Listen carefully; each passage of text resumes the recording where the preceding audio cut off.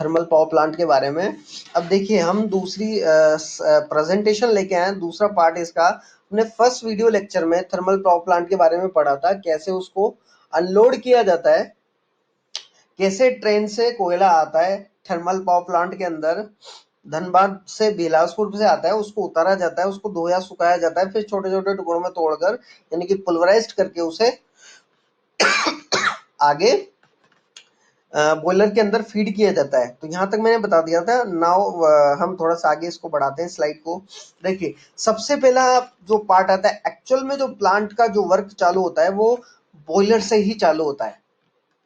यहाँ तक जो हम पढ़ रहे थे वो प्रिपरेशन वाला पार्ट था। एक प्रिपरेशन पार्ट अलग होता है और दूसरा प्रोसेसिंग पार्ट होता है और थर्ड पार्ट होता है जनरेशन वाला और फोर्थ रहता है डिस्ट्रीब्यूट यानी कि ट्रांसमिशन वाला, जहां से उसे भेजा जाता है। तो ये एक छोटे छोटे पार्ट्स होते हैं जिनके अंदर मैनेजमेंट डिसाइड किया जाता है थर्मल पावर प्लांट का या किसी भी पावर प्लांट का, कि प्रिपरेशन कैसी होनी चाहिए, उसके बाद प्रोसेसिंग कैसी होनी चाहिए, फिर उसके बाद जनरेशन किस तरह से होना चाहिए। जो जनरेटर का कार्य होता है वो पूरी सेफ्टी से यानी कि प्रोटेक्शन के साथ किया जाता है। उसके बाद उसे ट्रांसमिट किया जाता है कि किस साइड में यानी किस डिस्ट्रिक्ट में किस एरिया में कितना लोड है, और उस लोड के हिसाब से उस जनरेशन का डिसाइड किया जाता है किस किस जगह में कितना कितना इलेक्ट्रिसिटी को भेजा जाता है।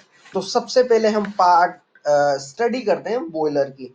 वो बॉयलर क्या करता है, जो कोयला हमारा यहाँ तक आता है, जो फुलवराइज्ड कोयला आता है, उस देखो सबसे पहले बॉयलर के अंदर हम पढ़ते हैं रॉ मटेरियल क्या चाहिए होता है। रॉ मटेरियल सबसे पहले क्या चाहिए होता है इसके अंदर, ओनली एक ही चीज चाहिए होती है इसके अंदर, पुलवराइज्ड कोल यानी कि कोयला, यानी कि साफ कोयला जो छोटे छोटे टुकड़ों में टूटा हुआ रहता है। मैं फिर से रिपीट कर रहा हूँ, इसके अंदर जो रॉ मटेरियल यूज होता है वो रॉ मटेरियल होता है साफ कोयला। I am talking about clean coal, यानी कि जो साफ कोयला होता है, ऐसा नहीं कि उसमें डस्ट आ रही है, कंकड़ आ रहे हैं, मिट्टी आ रही है, धूल आ रही है या कुछ अनवांटेड चीजें आ रही है। तो अगर ये चीजें अगर बॉयलर में जाएगी तो हमारा बॉयलर खराब हो जाएगा, डैमेज हो जाएगा।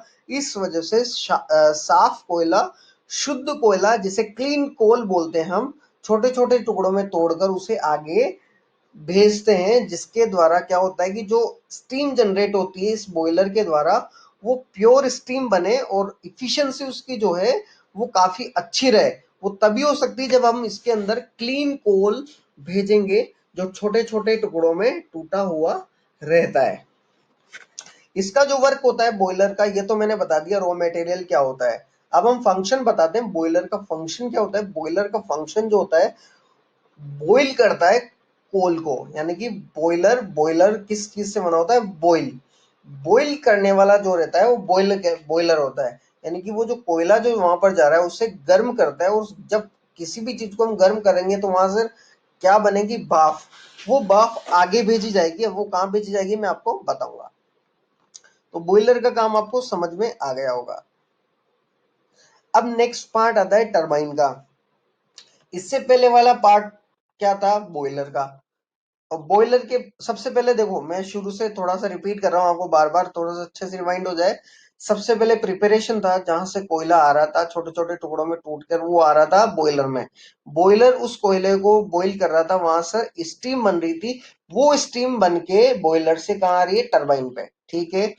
टरबाइन में क्या लगी होती है, शाफ्ट यानी कि ब्लेड्स लगी होती है जो टरबाइन को रोटेट कराती है। रोटेट करने वाली बड़ी बड़ी मशीनें रहती है जो वहां पर शाफ्ट की तरह कार्य करती है। जैसे पंखा हमारा घूमता है, पंखे की पंखुड़ियां जो घूमती है, उसी प्रकार टरबाइन में जो शाफ्ट लगे होते हैं वो रोटेट करते हैं। अब रोटेट जब करते हैं तो उसके ऊपर स्टीम गिरती है, तभी वो रोटेट करते हैं।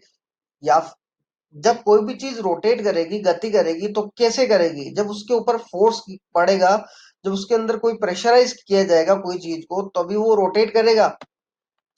तो उसी प्रकार इसके अंदर जो शाफ्ट लगी होती है, उस शाफ्ट पे हम, उस टरबाइन पर हम क्या गिराएंगे, स्टीम, हाई प्रेशर से, यानी कि बहुत अच्छी वेलोसिटी से हम उस टरबाइन पर स्टीम को गिराएंगे, जिसके द्वारा रोटेट होगी वो, और रोटेट होने के कारण वहां सर मैकेनिकल एनर्जी जनरेट होगी।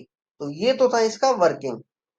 अब इसके अंदर किस तरह कार्य करता है, आउटपुट क्या होता है, इसका स्पीड क्या होती है, मैं आपको एक्सप्लेन कर देता हूं।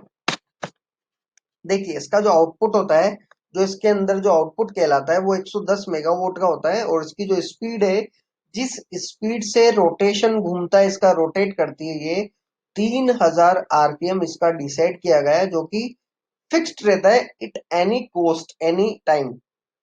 और इसका जो डायरेक्शन होता है घूमने का वो रहता है क्लॉकवाइज। कभी भी ऐसा नहीं है क्लॉकवाइज घूमते घूमते एंटी क्लॉकवाइज घूमने लग जाएगी। अगर ऐसा हुआ तो टरबाइन हमारी टूट जाएगी, ब्लेड्स टूट जाएगी, कोलैप्स कर जाएगी, डैमेज हो जाएगा पूरा सिस्टम। तो इसके अंदर फिक्स किया गया है कि ये जो रोटेशन स्पीड रहती है, रोटेशन इसका 3000 आरपीएम रहता है स्पीड इसकी, और डायरेक्शन जो होती है वो क्लॉकवाइज रहती है। आई बात समझ में? आगे हम चलते हैं नेक्स्ट स्लाइड पर। देखिए अब आ रहा है सुपर हीटर रीहीटर। अब देखिए टरबाइन से आगे क्या आता है, सुपर हीटर रीहीटर। यानी कि जो स्टीम आ रही होगी, उस स्टीम में से मॉइस्चर जो रहता है, उस मॉइस्चर कभी कभी आ जाता है, उस मॉइस्चर को हटाने के लिए, उस गीलेपन को हटाने के लिए, उसको रिमूव करने के लिए उस स्टीम से हम काम में लेते हैं सुपर हीटर। यानी कि उसे तप्त गर्म किया जाता है, यानी कि जो गर्म जो स्टीम आ रही है उससे और ज्यादा गर्म किया जाता है, जिसके कारण जो स्टीम की जो एफिशिएंसी है वो बन सके, जिससे प्लांट ज्यादा से ज्यादा इलेक्ट्रिसिटी का उत्पादन कर सके। इसलिए हम यहाँ पर सुपर हीटर काम में लेते हैं। सुपर हीटर उस स्टीम को और भी ज्यादा हीट कर देगा, जिसके कारण मॉइस्चर जो हमारा है वो उड़ जाएगा वहां से, मॉइस्चर जो नमी होगी वो वहां पर खत्म हो जाएगी। और इसके जो मटेरियल यूज हो रहा है वो कार्बन स्टील या कार्बन मोलिब्डेनम स्टील यूज में लेते हैं। उसके बाद रीहीटर लेते हैं उसके दोबारा पुनः गर्म करने के लिए स्टीम को, जिसके कारण जो एफिशिएंसी है वो ज्यादा मेंटेन हो सके टरबाइन पर, और अच्छी स्टीम को हम भेज सकें। देखिए एयर प्री हीटर आता है उसके बाद। एयर प्री हीटर क्या करता है, जो एयर रहती है इसके अंदर, उस एयर को टेम्परेचर देता है। यानी कि वो जो एयर है वो ठंडी नहीं हो जाए, इसलिए उसको क्या कर देता है, उसका टेम्परेचर वो बढ़ा देता है, जिसको हम बोलते हैं एयर प्री हीटर। यानी कि एयर को दोबारा से हीट करने का जो काम करता है वो एयर प्री हीटर करता है। इसके बेनिफिट ये है, जब कोई भी चीज हम करते हैं तो ऐसा नहीं कि कॉस्ट बढ़ाने के लिए या खर्चा बढ़ाने के लिए हम चीजें करते हैं। ये सब जो भी चीजें हो रही है ये एफिशिएंसी को इंक्रीज करने के लिए हो रही है। जो भी हम ये जो चीजें लगा रहे हैं, जो इतनी सारी चीजें हम बोल रहे हैं, समझा रहे, एक्सप्लेन कर रहे हैं, जो वहां पर प्लांट में लगी होती है, वो सब चीजें इफिशिएंसी को इंक्रीज करने के लिए सबका एक ही टारगेट है कि ज्यादा से ज्यादा स्टीम बन सके, जिससे ज्यादा से ज्यादा इलेक्ट्रिसिटी का उत्पादन हो सके। इस वजह से एयर प्रीहीटर में स्टीम एयर को गर्म किया जाता है, जिससे इफिशिएंसी इंक्रीज हो सके। आगे हम पढ़ रहे हैं जनरेटर क्या कार्य करता है। जनरेटर मैकेनिकल पावर को इलेक्ट्रिकल पावर में कन्वर्ट करने का कार्य करता है। ठीक है, जो मैकेनिकल जो पावर आ रही है वो इलेक्ट्रिकल पावर में कन्वर्ट हो रही है। जनरेटर का कार्य ये होता है, जो मैकेनिकल पावर जो जनरेट हो रही है टरबाइन से, टरबाइन के रोटेट करने के कारण वहां से मैकेनिकल पावर बन रही होगी, वो मैकेनिकल पावर जनरेटर पर आकर जनरेटर उस मैकेनिकल पावर को इलेक्ट्रिकल पावर में कन्वर्ट कर देता है। इसका जो प्रिंसिपल है वो प्रिंसिपल होता है इलेक्ट्रोमैकेनिकल एनर्जी कन्वर्जन।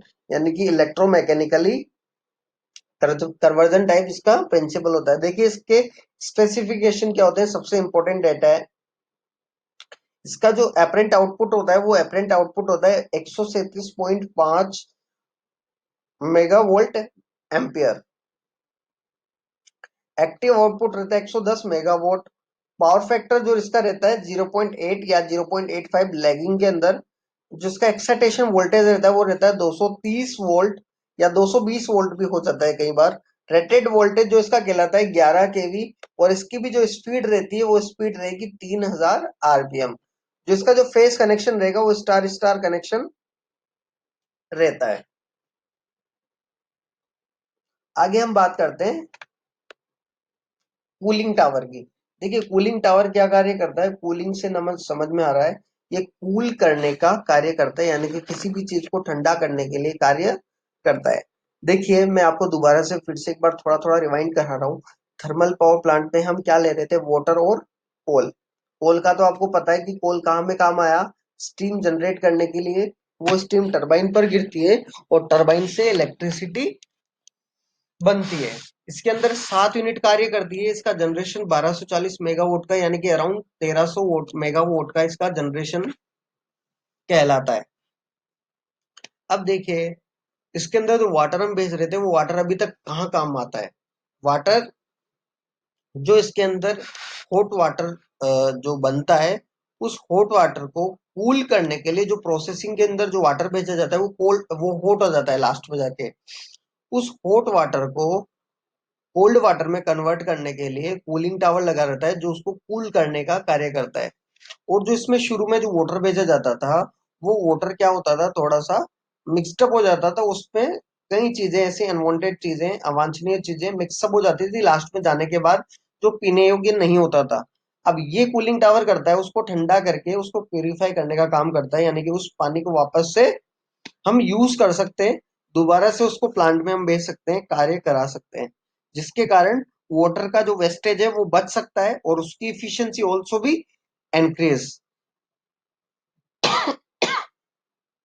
जो उसकी जो एफिशिएंसी है वो भी क्या हो जाएगी, हमारे पास इंक्रीज हो जाएगी।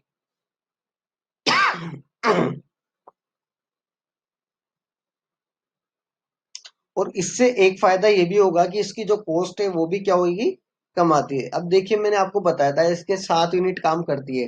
एक्चुअली में काम तो 5 यूनिट ही करती है, बट इसकी जो 6th और जो 7th यूनिट है वो सिर्फ ओनली इसका कूलिंग करने का कार्य करती है, जहां पर कूलिंग टावर लगा होता है।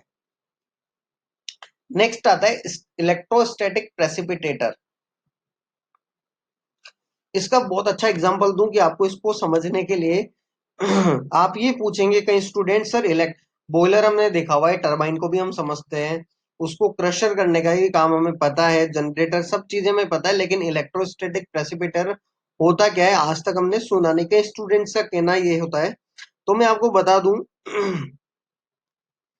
जैसे हम प्लांट को हम दूर से यदि देखते हैं, जैसे आपने टरबाइन देखा होगा, बॉयलर देखा होगा, यदि हम यदि किसी भी आप थर्मल प्लांट को जब देखते हैं तो वहां पर स्टीम आपको दिखाई देती है, चिमनी आपको दिखाई देती है, और वहां पर जो बाहर से जो पोर्शन आपको दिखाई देता है, जहां पर एश का डिस्पोजल होता है या चिमनी जो लगी होती है, उस पूरे पार्ट को हम बोलते हैं इलेक्ट्रोस्टैटिक प्रेसिपिटेटर। इसे शॉर्ट में हम बोलते हैं ईएसपी, यानी कि इलेक्ट्रोस्टैटिक प्रेसिपिटेटर।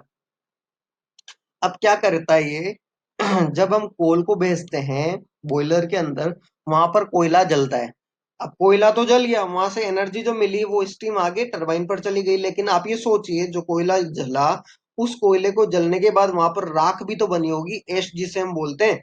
वो उस एश को एश कलेक्टर पर भेजा जाता है, जहां पर एश को यानी कि राख को इकट्ठा किया जाता है। वो पार्ट इलेक्ट्रोस्टैटिक प्रेसिपिटेटर के अंदर ही आता है, जहां पर सस्पेंडेड जो पार्टिकल होते हैं, फ्लू गैसेस जो रहते हैं, या फिर जिसे हम बोल सकते हैं कि एश यानी कि जो राख होती है, वहां पर उसको एकत्रित किया जाता है। उसको एकत्रित करके आगे सेपरेट तरीके से उसे कलेक्ट करते हैं, आगे उसे उस राख से हम सीमेंट बना सकते